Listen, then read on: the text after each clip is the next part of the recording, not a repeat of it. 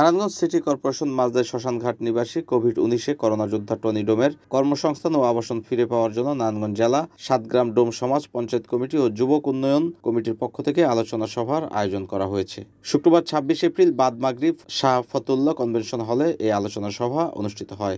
উক্ত অনুষ্ঠানে প্রধান অতিথি হিসেবে উপস্থিত ছিলেন বাংলাদেশ হরিজন ঐক্য পরিষদের মহাসচিব নির্মল চন্দ্র দাস। বিশেষ অতিথি হিসেবে নারায়ণগঞ্জ জেলা পূজা উদযাপন কমিটির সাধারণ সম্পাদক শিখন সরকার। শিখনের উপস্থিত থাকার কথা থাকলেও গুরুত্বপূর্ণ কাজে ব্যস্ত থাকায় তিনি উপস্থিত থাকতে পারেননি। এছাড়া উপস্থিত ছিলেন বাংলাদেশ ডোম সমাজ উন্নয়ন কেন্দ্রীয় কমিটির নেতৃবৃন্দ। অনুষ্ঠানে আমন্ত্রিত অতিথি হিসেবে উপস্থিত ছিলেন বাংলাদেশ হরিজন ঐক্য পরিষদ কেন্দ্রীয় কমিটি, ঢাকা বাংলাদেশ হরিজন ঐক্য পরিষদ, নারায়ণগঞ্জ জেলা committee, Narayanganj city corporation, workers union committee, Dom সমাজ panchayat committee, Tanbazar city colony, Narayanganj জেলা সাতগ্রাম ডোম সমাজ panchayat committee, Hazaribagh city colony Dom সমাজ পঞ্চায়েত কমিটি, ঢাকা মহানগর হরিজন ঐক্য পরিষদ, হরিজন সমাজ সেবা সংঘ, টানবাজার সিটি কলোনি, নারায়ণগঞ্জ পোস্তগোলা ডোম সমাজ পঞ্চায়েত কমিটি, ঢাকা লালবেগী পঞ্চায়েত কমিটি, নারায়ণগঞ্জ টানবাজার ডোম সমাজ পঞ্চায়েত কমিটি, টঙ্গী ডোম সমাজ পঞ্চায়েত কমিটি, গাজীপুর, ঢাকা মহাখালী ডোম সমাজ পঞ্চায়েত কমিটি, ঢাকা 11 গ্রাম ডোম সমাজ পঞ্চায়েত কমিটি, চিটাং রোড নারায়ণগঞ্জ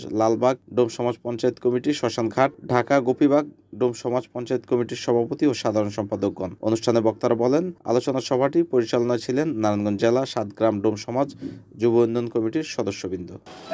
আমাদের পুলিশ শান্তি কৌশলে ভাতিজা নাম হইল সবুজ, ওনার সাথে মনে করেন আপনার মাসকে কেন্দ্র নিয়ে কিন্তু ওনার সাথে তকাতকি চলতেছিল। এক স্টাফ যখন বিপদে পড়ে তখন আরেক স্টাফ দাঁড়ায়। তা যখন শান্তি কৌশলের ভাতিজার সাথে যখন দ্বন্দ্ব লাগছে তখন আমাকে সবুজ বলতে দেখেন ভাই কেমন করতেছে। তখন আমি যাইতে বুঝাইছি, বুঝানোর পরে ওনারা কি করলো, আমার উপর আঘাত দিচ্ছে। আঘাত দেওয়ার পরে ওনারা চলে গেছে। তা আমি ওই হাসপাতালে আমি চিকিৎসারত ছিলাম, তা আসতে পারি নাই।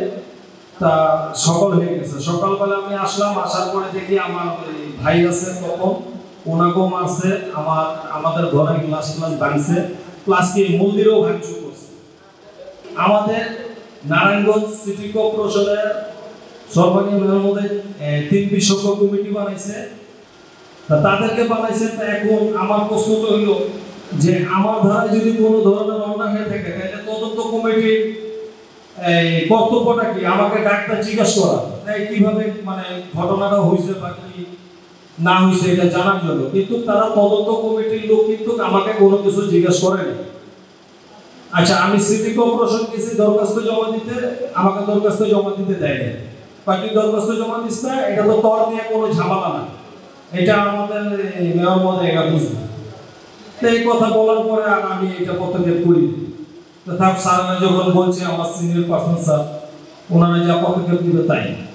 আমরা কয়েকটা হিন্দু সংগঠনের কাছে আমরা যখন জানতে চাই টুনিডলের বিষয়, কোথাও আমাদের টুনিডলের নামে কোনো অভিযোগ নাই, আমরা ওর নামে কোনো অভিযোগ দেই নেই, আর আমাদের অভিযোগ অ্যাকসেপ্ট হবে না। আপনারা বুঝতে পারতেছি না এরকম করে দরজার পূর্ণ বিস্তার দিচ্ছে যে হ্যাঁ, আমি যখন এই ঘটনাটা ঘটছে তখন আমি সিটি কর্পোরেশনে গেছিলাম একটা রিপোর্ট করার জন্য। আমি লেখাপড়া জানি না, আমি দরখাস্ত লেখা দেওয়ার জন্য গেছিলাম, মেয়র মহোদয়কে জানাবো, আমাকে দরখাস্ত লিখতে দেয় নাই। আমাকে সুপারভাইজার, আমার অফিসার বলতেছে যে আপনাকে লাগবে না, তুমি যাও, তুমি তোমার স্থানে থাকো, কোনো সমস্যা নেই। আমাকে দরখাস্ত ওই সময় আমাকে করতে দিত। যদি মেয়র মহোদয় জানতে পারতো, বুঝতে পারতো, তাহলে আসতে হয় না। শ্মশানে কোনো বেষ্টনী নাই। যারা শ্মশানে নারায়ণগঞ্জে বসবাস করেন, আপনাদের কাছে আমি অনুরোধ করি, আপনারা এখনো দেখেন কোনো বেষ্টনী নাই, সিসি ক্যামেরা নাই, একটা সিকিউরিটি গার্ড দেন। মেয়র মহোদয় টনিডম পাটা খাচ্ছে, মেয়র মহোদয় টনিডম মোকাম বলি দিছে, মেয়র মহোদয় টনিডম আরেকবার দাও মরছে একবার চলে ও তো চিন্তা দেখ বলি দিছো কি বাবা দিব পাগলের চিন্তা। রোজ এই হিন্দুরা দিয়া যায় নাম করে টনি, বেটি আর মুসলিম করে একটা মহিলা নাম করে টনি। এই সকল ঘটনাবলীগুলা ধীরে ধীরে মেয়র মহোদয়ের কাছে তাল বানায় দিয়েছে। আমি স্বয়ং বাংলাদেশ জনসমাজ উন্নয়ন কমিটির পক্ষ থেকে আমি বাংলাদেশ কমিটির কাছে অ্যাপ্লিকেশন করেছি।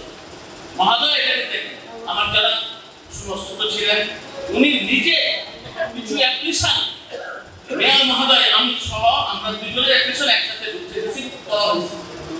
কিন্তু কোথায় আসলে মেয়র মহোদয় আমাদের একটু জিজ্ঞাসা করবে, ঠিক আছে ডোমকে না জিজ্ঞাসা করবে, রিজন কমিটির বিরুদ্ধে কে কাজ আছে ওদের জিজ্ঞাসা করা উচিত ছিল যে ভাই একটা রিজন আপনি আমার সেকশন করছেন এই বিষয়ে আসেন কথা বলবো না, বলবো না, একটা তো বলে। আমার যতটুকু সন্দেহ হয় আমাদের দপ্তর মহলের কাছে পৌঁছায় না, ওই মেয়ের মহলের কাছে পৌঁছায় না। একটা প্রতিষ্ঠানের সিএ তার যথেষ্ট মূল্য, সেই কর্মচারীর জন্য কাজ করবে, সেই চাকরিদার পাঁচটা দলের মতো কাজ করবে না। আমি দেখেছি আমাদের সিএ গুলো 5-8 পা, তারা 5-8 মেয়রের কাছ থেকে এই 5-8 নেতৃত্বকে আমরা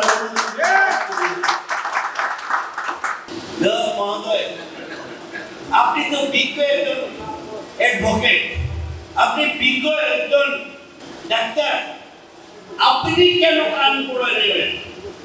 আমার আশ্চর্য লাগে, আপনি কেন কান পড়ে শুনবেন?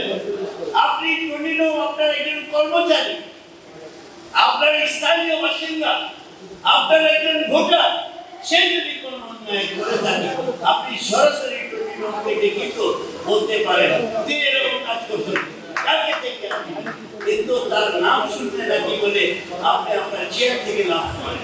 এটা তো দুঃখজনক ঘটনা। টনিনো হুই টনিনো, টনিনো কে কি বিজয় টনিনো जैसे ওইখানে গেলে মেয়র চেয়ার থেকে লাভ করে, এটা দুঃখজনক ঘটনা। ও তাকে লাভ হারানোর জন্য তার রাষ্ট্রপতি লোক আছে যারা সবসময় মেয়রের পাটা। NN TV, Narayanganj.